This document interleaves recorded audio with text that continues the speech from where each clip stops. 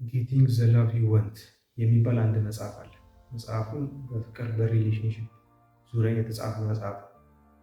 በአጠቃላይ በዓለም ላይ በሪሌሽንሽፕ በትዳር እንዲሁም ደግሞ በፍቅር ጉዳይ ከተጻፉ መጽሐፍቶች መካከል በቅደም ተከተል ብናስቀምጥ የሚጠቀስ መጽሐፍ ትልቅ የሚባል መጽሐፍ ነው። ይህን መጽሐፍ የጻፉት ሁለት ባልና ሚስቶች ናቸው። ሁለት ባልና ሚስት ዶክተሮች ናቸው የጻፉት።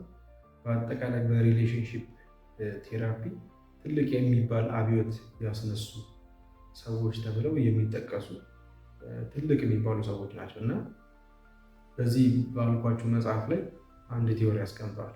ያን ቲዮሪ እስቲ ለእናንተ ልንገራችሁና ከዛ በኋላ ምን ታስባላችሁ የሚለው በኮመንት ላይ እሱን ታስቀምጡልኛላችሁ ማለት ነው። ቲዮሪው ምን ብለውታል? ኢማጎ ቲዮሪ ወይንም ደግሞ ኢማጎ ብለው ሰጥተውታል።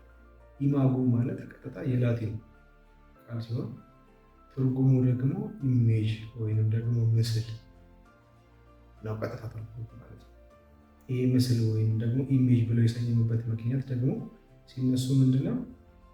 ማንኛውም ሰው ሁሉም ሰው በልጅነቱ አእምሮ በተለይ ደግሞ በአንኮንሺየስ ማይንዱ ከአስተዳደጉ ተነስቶ እንዲሁም ደግሞ ከወላጆቹ ከእናት ከአባቱ በጎ ወይንም ደግሞ አደገኛ ከሚባሉ ባህሪያት ተነስቶ እነሱን በማካተት ጨምቆ አንድ ፍጹም የሚለውን የአጋሩን ምስል በጭንቅላቱ ይስላል ብለው ይናገራል።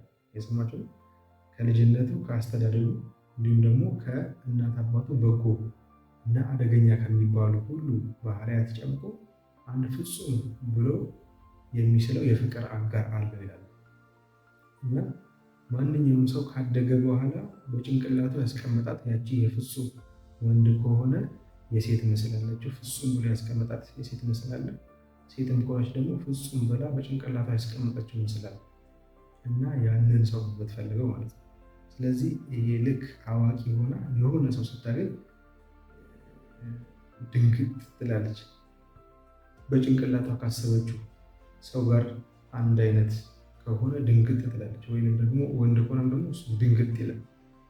አይቺማ ምን አይነት ይችላል ሚስቴ ነች፣ እሷን ደግሞ ይሄማ ባሌ ነው ትላለች። ግን ይሄኛው ምንድነው ይላሉ እነሱ ጭንቅላት ራሱ ምን ያደረገው ነው የሰራው ስራ። ይሄ ጭንቅላታችን አእምሯችን ልክ በአደጋ ጊዜ ስንሆን ከዛ ከአደጋ የምንወጣበትን መንገድ እንደሚፈልገው ሁሉ በልጅነታችን የቆሰልናቸው ቁስሎች መታከም ይፈልጋል። ስለዚህ ያንን ቁስል የሚያክም ብሎ የሆነ የሚስለው ስዕል አለ። ይሄ አካል እንዲህ አይነት ሰው የኔን ቁስል በልጅነት ያልተመለሱ መልሶችን ያልተሰጡ ፍቅሮችን ሊሆን ይችላል። ማንኛውም ነገር ሌሎችም ነገሮች እነሱን ያሟላል ብሎ ያሰበውን ሰው ፍጹም አደርጎ ምን ያደርጋል? ስሎ ቀርጾ ያስቀምጣል።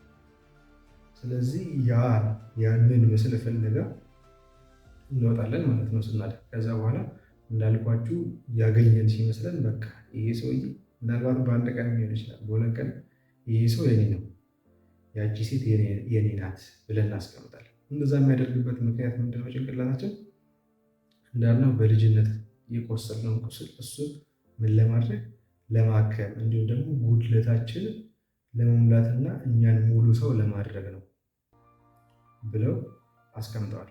ምን ታስባላችሁ? ስለዚህ ቲዮሪ እውነት ይመስላችኋል ወይስ ደግሞ አይመስላችሁ?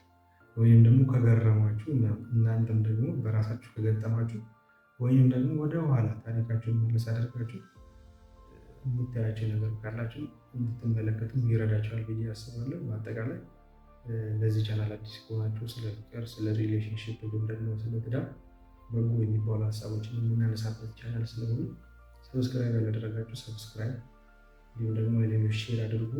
ኮመንት ማድረግ እንዳይረሳ። በየቀኑ አዳዲስ እና ደግሞ ጥሩ የሚባሉ ገንቢ የሚባሉ ሀሳቦች እናነሳለን። አመሰግናለሁ።